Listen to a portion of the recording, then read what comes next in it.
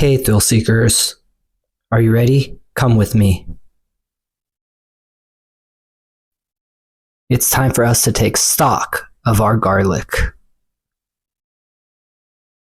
I know, I've been gone for a long time, but am back by popular demand for this important recipe. Lehsan Ladoo, or garlic balls. Which sounds strange because Ladoo are usually sweet, but this is actually great and you should give this traditional family recipe a try.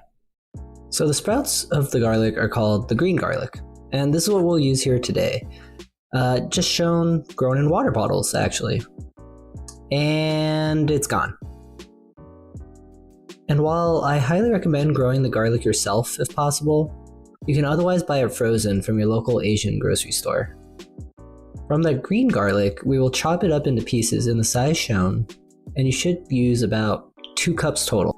The next ingredient, and honestly the only other major ingredient, is the bajra flour, or as it's otherwise known, the millet flour.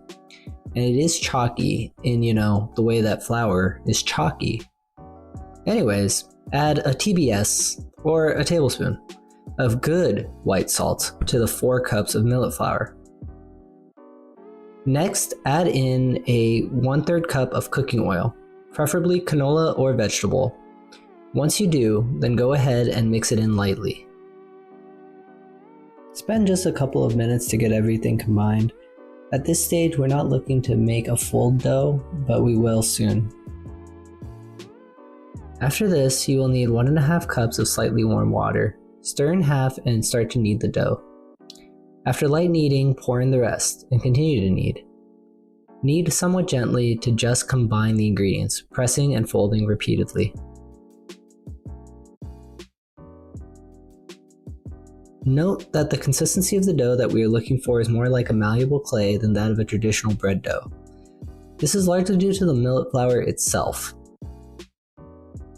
Oh, and by the way, this is a great way to get your pent-up frustration out, because you just get to punch, and punch again.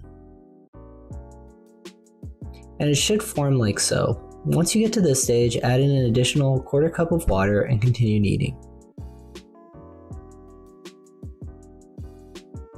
As you can see, I'm not the best at this, but you just keep at it, slowly turn, and just keep going. Eventually you'll end up with a consistency like this, where it just breaks off, and now you're getting ready for the next step. Form out a log of dough as shown here and cut out 6 pieces. As I was watching this back to myself, I was wondering why I cut the dough in this manner, and I still have absolutely no idea what I was doing. So you should probably be fine. Cutting dough is a lost art, and I'm still looking for it.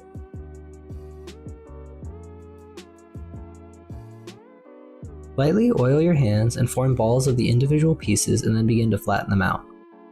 One technique that helped me out here was to think about the fact that I would get to enjoy these soon, since this part was really boring.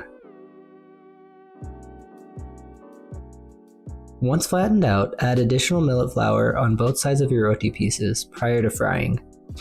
Flatten them out a bit more and then get ready to cook them on high heat. For a preview, we will be cooking rotis, breaking them up, adding garlic, forming new balls, and then breaking those again. And yes, this is a completely and wholly necessary process for reasons that I don't know.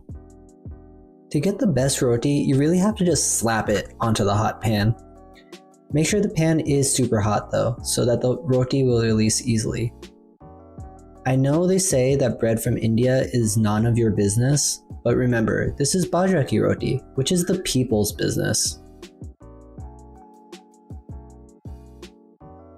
Once the roti is almost cooked, be sure to press down on it just a bit like this. This will ensure that it doesn't puff up too much and that it cooks internally. And see, don't they look so good? Well, time to break them apart and then process them. I find it's easier to break the roti into pieces before putting them through the grind. And you've been through the grind yourself, so I'm sure the roti will be fine too. And once processed, they should now be just like sand that you want to eat. But now hold on to your horses and camels. We need to throw in the garlic. I bet you and your friend watching this forgot about the star of the program. And once you add in all the garlic, go ahead and then sprinkle in a teaspoon of salt, or as I like to say, a salt bay of salt. Over a hot flame, heat up 1.5 cups of frying oil. The oil is ready when a few pieces of flour bubble. Next, pour about a half cup of oil directly onto the garlic to begin frying it. Immediately start to mix the garlic into the broken roti. Once mixed, then pour the remaining 1 cup of hot oil into the mix and combine thoroughly. And I probably should have mentioned that this is going to smell a lot like garlic. So if you don't like garlic, this recipe is probably not for you. But you should like garlic. Why wouldn't you like garlic? What's wrong with you? Let the mix cool until it is slightly warm to the touch and it looks as shown here.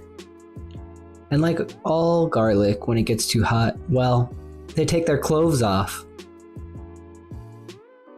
Use 2 hands to form the rounds as demonstrated here. Rest the ball on the palm of one of your hands while using the fingers on your other hand to round them out. I'll show it again, and you should end up with even rounds. And wow, doesn't that look delicious? And round we go. Why? Nobody knows. I served with tomato, green onion, plain yogurt, and popper. And while this looks nice, it's time for the last step. Now break it apart, mix everything together, and dig in.